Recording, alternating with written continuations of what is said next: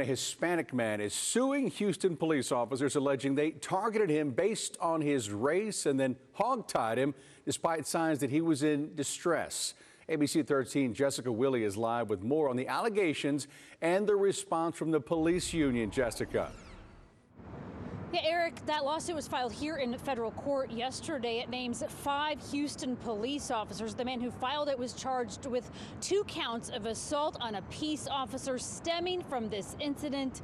He is out of jail on bond. Near Welch and Whitney in Montrose is where Alberto Ramos found himself on his stomach with his legs and arms tied behind him, according to a lawsuit filed this week.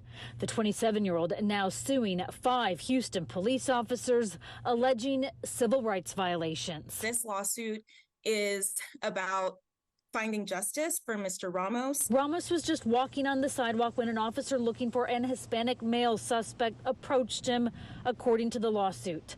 Attorney Kia Duggins, who shared photos of Ramos with his family, says police had no probable cause, but then it got worse. We are alleging that HPD officers racially profiled, physically assaulted, and used a deadly 4-point restraint maneuver called hog-tying or a hobble on Mr. Ramos while he was medically vulnerable. The lawsuit includes a depiction of the hog-tie maneuver. Duggins says her client was in distress and had to be hospitalized afterward.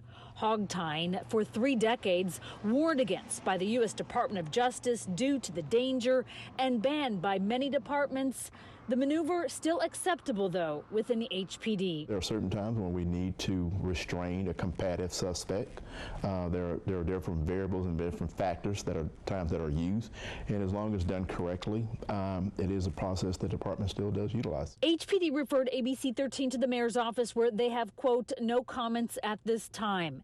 Ken Neely of the Houston Police Officers Union disputes the racial profiling claims and questions Ramos's motive, filing a lawsuit 1 day before the statute of limitation expires. He didn't file any complaint against the Houston officers, nothing through the process of Internal Affairs Division, and for him waiting to the last very possible moment, a 2-year time frame, to lodge this federal lawsuit, we think is pretty much a waste of the court's time. Duggins counters that filing a complaint against the police can be daunting. She says Ramos called a civil rights organization's hotline to report the incident.